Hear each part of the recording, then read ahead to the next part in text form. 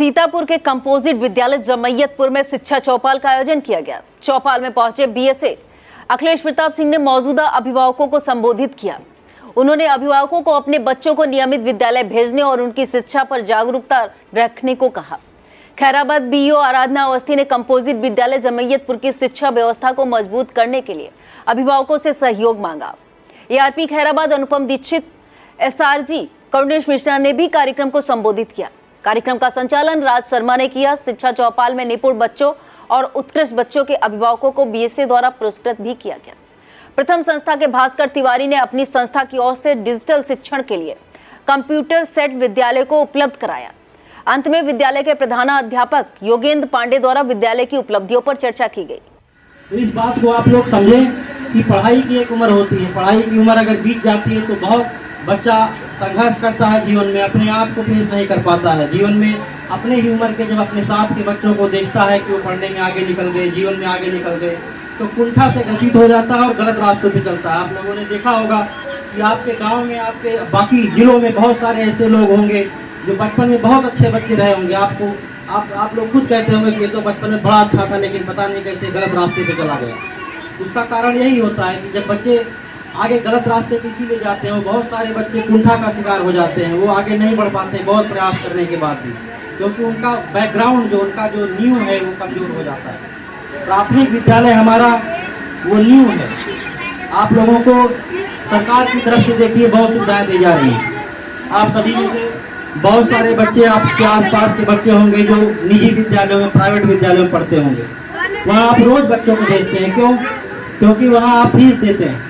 जब फीस देते हैं तो आपको लगता है कि हम कुछ खर्चा कर रहे हैं तो रोज बच्चों को भेजें, वो फीस नुकसान ना चली जाए। यहाँ आपको मुफ्त में सब कुछ सरकार मुफ्त में दे रही है। शिक्षा से लेकर आपको चाहे वो किताबें हो, बच्चों की यूनिफॉर्म का पैसा हो, सब चीज, बच्चों को भोजन तक जो है विद्यालय में मुफ्त दिया जाता है। और हमारे शिक्षक निजी विद्यालयों के शिक्षकों से बहुत ज़्यादा टैलेंटेड है, बहुत ज़्यादा इनके अंदर ज्ञान है।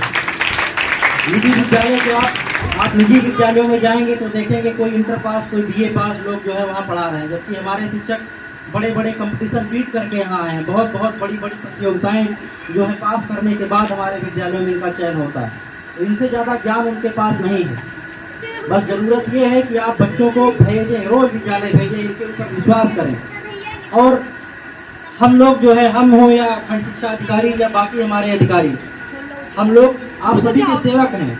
आप सभी से अपेक्षा करते हैं, अगर आपके विद्यालय में शिक्षक नहीं आ रहे हैं, मैं ये नहीं कहता हूँ कि आप लोग सिर्फ अपना ही कर्तव्य, खाली बच्चों को भेजना ही आपका कर्तव्य नहीं है। अगर हमारे शिक्षक की तरफ से भी आपको कमी दिख रही है तो हम लोग हमेशा उपलब्ध हैं। आप हम लोगों को फोन कर सकते हैं, बता सकते हैं कि ये कमी हो रही है, और हम लोग विद्यालय में बच्चों को भेजते हैं लेकिन फिर भी सुधार नहीं हो रहा है, कोई कमी हो रही है। हम लोग उसके सुधार के लिए भी हमेशा प्रयासरत रहते हैं। तो आप लोग, ये एक तरह से दो पक्षीय काम है।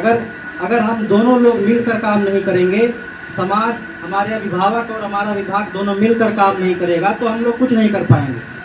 हमारी सारी योजनाएं तब सफल होंगी जब आप अभिभावकगण भी उतने ही जागरूक रहेंगे, उतने ही तन्मयता के साथ, उतने ही मेहनत के साथ अपने बच्चों के साथ काम करेंगे। बहुत सारे लोग यहाँ ऐसे होंगे जो बहुत ज़्यादा पढ़ लिख नहीं पाते होंगे, लेकिन आप खाली बच्चों से ये पूछ लीजिए कि आज क्या पढ़ाया गया। उसमें आपको कुछ पढ़ने की जरूरत नहीं है, खाली आप ये पूछ लेंगे कि आज क्या पढ़ाया गया, क्या पढ़ा। तो बच्चों को भी ये लगेगा कि हाँ, हमारे माँ बाप, हमारे अभिभावक उनसे पूछते हैं कि हाँ, उनको पता है कि हाँ क्या पढ़ाया गया, क्या नहीं पढ़ाया गया, जानना चाहते हैं। वो भी ध्यान देगा पढ़ाई पर। और शिक्षक से भी आप पूछेंगे कि आप कुछ नहीं, आप टहलते हुए विद्यालय में कभी आ जाइए, पूछ लीजिए कि हमारा बच्चा क्या पढ़ रहा है, कोई कमी तो नहीं है। तो शिक्षक को भी ये लगेगा कि आप अपने बच्चे की फिक्र करते हैं, आप अपने बच्चे का ध्यान देते हैं। तो शिक्षक के ऊपर भी एक जागरूकता आएगी, रिस्पॉन्सिबिलिटी बढ़ेगी और वो ज़्यादा मेहनत से काम करेंगे। ये सारी जो बैठक है, ये शिक्षा चौपाल है, इसकी ज़रूरत ही यही है। इसी की ज़रूरत की वजह से शिक्षा चौपाल हम लोगों को लगाना पड़ रहा है कि जिससे हम लोग आपसे बात कर सकें, आप लोगों की जो जिम्मेदारी है उससे आप लोगों को अवगत करा सकें। अभी आप लोगों ने देखा कि कुछ अभिभावकों को पुरस्कृत किया गया। मैं इन लोगों का धन्यवाद देता हूँ।